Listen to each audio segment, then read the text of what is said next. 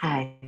This is part 3 of a series that I'm doing on sharing insights on an experience that I had recently. It's been probably 2.5 weeks since I was beaten up and left abandoned in a strange place.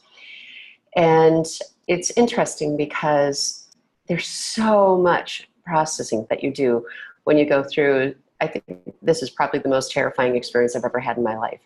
And I don't feel a victim to it, and it's really important that that's understood by anybody who watches this, that I really do believe in the perfection of there being no coincidences. And I do believe in the perfection of us bringing in to our experience or being drawn to experiences that help us to grow for our highest and greatest good. So, I titled this, the Mayan caves, which is where this experience happened in Belize, Central America. And I also titled it Bad Things Happen to Good People.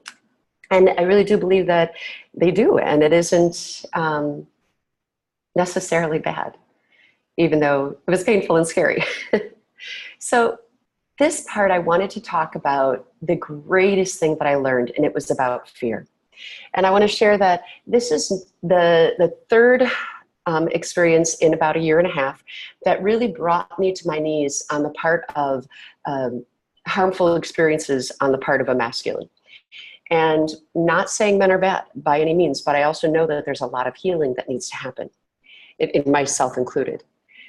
So what I experienced is about 1.5 years ago, I was roofied by a man. I was traveling across country. I was in Flagstaff, Arizona, and I'm trying to get an Airbnb, and I left my wine alone on a counter in this old hotel that I was, working on my computer with. And I came back, and all of a sudden I kept hearing my guide say, go now, go. And I was just like, there's this man next to me, and he kept trying to flirt with me, and he was getting a little pawy, and I was like, ew. And I just said, sorry, I gotta go. And he's like, oh, I'll walk you to your car. And I was like, I gotta go. And he kind of followed me to my car, which was just right out on the street. And I remember him kind of leaning in, and me going, no, I gotta go. And I remember I pushed him, and I was just like, I gotta go. And I got in my car, I started driving. No sooner did I hit the main roadway when all of a sudden I had 3 roads in front of me. And I remember going, something's wrong. And I pulled off, and I landed in this parking lot behind a hot dog stand. And my car was such that the main road didn't see me. And I remember falling over, and I was passing out. And I remember my foot coming up and hitting the horn, and knowing that I was beeping the horn with my foot, but I couldn't stop it, and I passed out. I woke up a little while later, and I was like, I've got to get help. Something's wrong. I've been drugged. Something happened. And I could not figure out how to use my phone. So I got out of my car, and I was going to get help, and I realized I was passing out again. And I remember hitting the pavement, and my body went part way underneath the front of my car, and my legs were kind of out in the bottom part of my body. I'm guessing maybe about an hour went by. No one found me. I was not harmed. But I remember getting up and going, oh my God, get help, drive, do something. Went into my car, grabbed my phone, had no idea how to use it again, passed out again. And it was, I think there was probably a total of about 3.5 to 4 hours that I was there in that experience.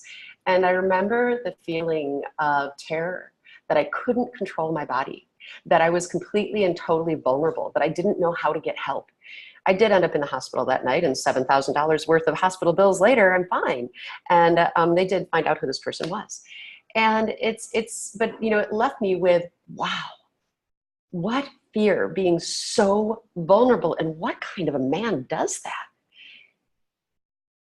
Let's fast forward about 1.5 years, and I was going to a holistic healing doctor, and I'll put that in air quotes, doctor. And he had gained my trust over 4 sessions. He was working on my fascia, really opening it up, and I had hip defects, so he's working on my hips. And I don't know why this was, but he had you naked on the table, which a lot of times happens with massage therapy and myofascial release. So I didn't think anything of it. It was on that table with that doctor at the 4th session that I had after he gained my trust that suddenly I found his finger inside of me, and my body froze. I disconnected from it.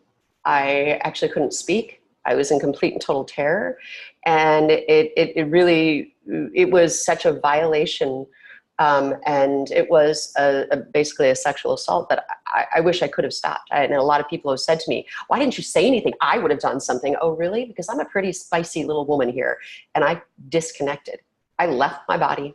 I froze. I couldn't speak. I couldn't move. I remember my arms just went stiff by my side and I didn't know what to do. And it literally, I now understand it's something called the freeze response.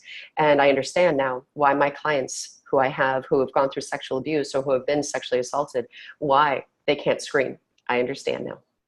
And so now let's fast forward about a year, not even, about a year later. And I had this experience in the Mayan caves where now I was confronted with a physical assault. And I realized, wow, all of those experiences were leading up to the same thing. Absolutely leading up to the same thing.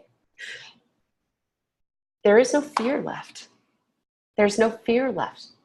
That I can't fear the vulnerable, and I can't fear the sexual, and I can't fear the physical assaults. I can't do that any longer. I've experienced them. I've lived through them. Some of them were painful, and I took some, me really doing a lot of working emotionally for me to move past them. But I realized that, wow, I am in this place internally where there's no fear left. It's the most liberating feeling you can imagine having. It also taught me that I had a lot of compassion for those three males. Those three males who needed to put a woman in a compromising position, use their positions or use drugs or use trust or use their power to try to overcome and harm. Again, I'll say it, I'm no victim. Those experiences taught me a lot, and it taught me a lot of compassion for what we've done to our males. Why are they not okay inside? Have we failed them in somehow? Have in some way? Have we not nurtured their gentle? Have we not nurtured their compassion? Have we not nurtured who they are? How does it resort to that? And I'll tell you what, honestly, it fuels me to seek the answers to those questions. It fuels me to stand in the power of who I am, to say, you can't harm me. No matter what you do to this body, you can't harm me. You can't dim my light. You can't harm my spirit. You can't. And so again, let's look at the perfection of this. As females, we can become the victim to these experiences, or we can find true forgiveness and true compassion. I put the Ho'oponopono prayer, which is a beautiful Hawaiian prayer that really says these words, and it's hard for people to understand them. I'm sorry. Please forgive me. I love you. Thank you. And for me, that means I'm sorry that somehow I triggered inside of you something so painful that you came out in this way. Please forgive me for being a part of your journey, that our journeys collided in that way. I'm sorry that our human experience brought us to this place. And thank you for the growth that I've obtained through this experience. I choose not to hold hate. I choose not to hold resentment. I choose not to hold pain. I choose to forgive and find my strength. Thanks.